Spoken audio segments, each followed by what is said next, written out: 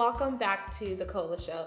So Lyra and I, we've been getting into it. It's been getting a little bit heated, so we had to take a break. But we are back, and it's only going to get more heated because the next topic that we're going to talk about is about regeneration, the Exodus group. They all fall under the ex-gay movement. And just to give you guys a little bit of a backstory, so the Exodus group is one of those groups that started in 1976, and they basically believe that you can regenerate, aka reprogram somebody to not be gay.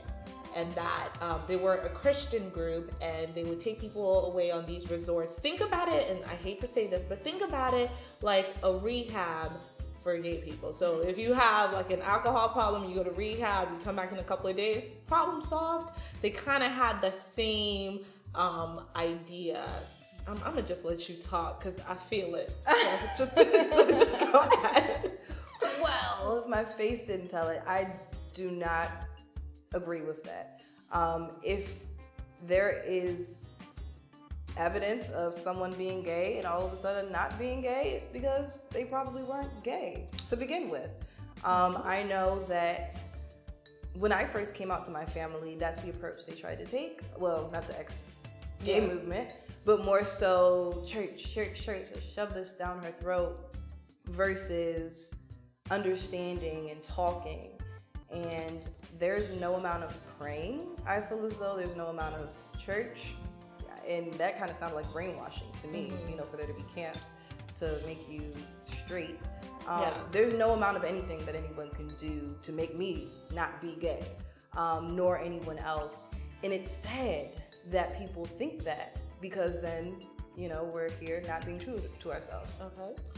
Well, okay, so it's interesting that you said that that can't work, because I was listening to NPR and they have this interfaith segment on the radio, and this guy, he actually did go to one of the regeneration.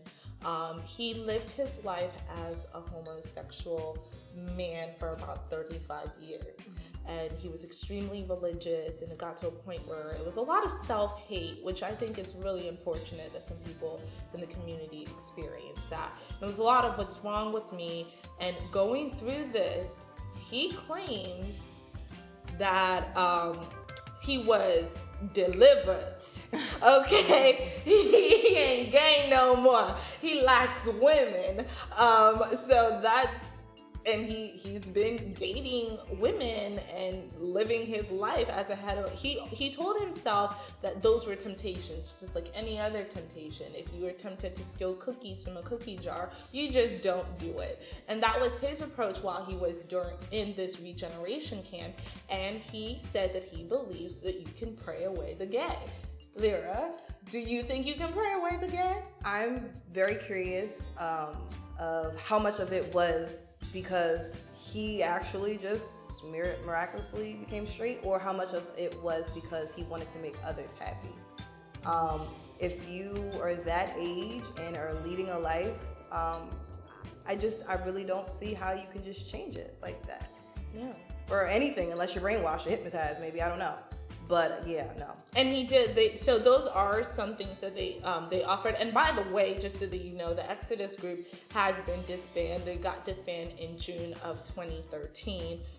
I don't really think that that's so far away. It was only 3 years ago. I don't know why something was open from 1976 to 2013. But he did say that that was something that he did undergo. And I think from the interview, I felt like he was doing it to make other people happy. He came from a really religious family, but he does say that he is happy being, you know, a heterosexual man. Let's have an update on him in the future. Well, you know what? That is true. I feel like, just like most things, maybe it's not something that could last. I feel like for most things, it's not just something that can last, you know, forever. Maybe it's just something that you're doing now, and you're trying to figure it out. And if it works, it works. And if it doesn't work, then it doesn't work. And, you know, I don't know. I think it's really upsetting. And to go with that, I think we'll probably just end our time here with the most famous thing. If some people think you can pray away the gay. Some people think that you can't pray away the gay. Some people in some parts of Africa, they'll try to beat the gay out of you. So there's so many different extremes. Why would somebody want to choose? Is this a choice? Oh,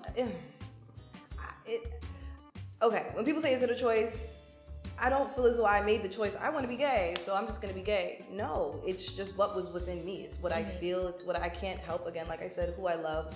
And I never lusted after women and was like, oh, I'm gay. No, I truly had feelings for them. So So it was emotional and physical, not just like physical. Yes, but I don't feel as though I made the choice one day to wake up and be gay. It's just what it was. And this is something that I felt from young, but because of family and media and other people at the time, I didn't want to disclose it. I wanted to just lead another life, and it made me extremely unhappy. Okay, so if you could, let's say if we lived in a world where this was a choice, would you choose to not be a lesbian? I would choose to be happy. I feel what makes us men and women are our outer shells, but at the end of the day, we're all energy. Okay. You know, we're all one and the same. So you can't help an energy that you connect with if it's in a male body or in a female body. But I would choose to be happy, whatever that entails. Okay. And what do you believe in, like an afterlife? Like, do you believe in heaven? Because you did say that you used to go to a church. So do you believe in that? And do you think they would let you in? I believe that we lead many lives. We live many lives. My previous life, I may not have learned all the lessons I needed to learn, and in this life, I'm going through certain things to, get me to my next life. I don't believe that there's just a heaven that we're just all up there sitting around, but I do believe in a oneness. I do believe that all of our energies, will be part of this oneness, but I definitely believe in other lives as well. Okay, and not to get a little bit personal, but in the future, if you have kids, would you teach them to be religious or spiritual? Definitely spiritual. That's what resonates most with me. I used to go to church all the time, religiously, and did not ever really get anything from it. I never felt anything from it. I went to many different churches, read many different books in the Bible, and I never felt anything from it like I do once I made my transition into spirituality versus religion. Okay. What if your child decides that they want to be religious, though? At the end of the day, I do not judge. I feel as though you, like I said, do what makes you happy. If they say that they want to go to church and be religious, I want you to do what makes you happy, but you will know both sides. At the end of the day, you'll be very well informed so that you'll be able to make the right decision for yourself. Okay. All right. Well, Lyra, thank you so much for being on our show today. We have talked a lot. I found out some things from you that I didn't even know the whole time I've been her friend for freaking 2 years. And thank you for just being candid and just being honest. Thank you guys at home for watching and for viewing and for being here with us. Please, as always, subscribe. Click on the link below to learn more about what Lyra is an artist, to learn more about the Cola Show, and to just stay tuned because we have a lot of great things happening, and Lyra is performing later on in the show, so be on the lookout for that. Thank you for spending your time with us, and as always, remember, only the brave get to live the life they love.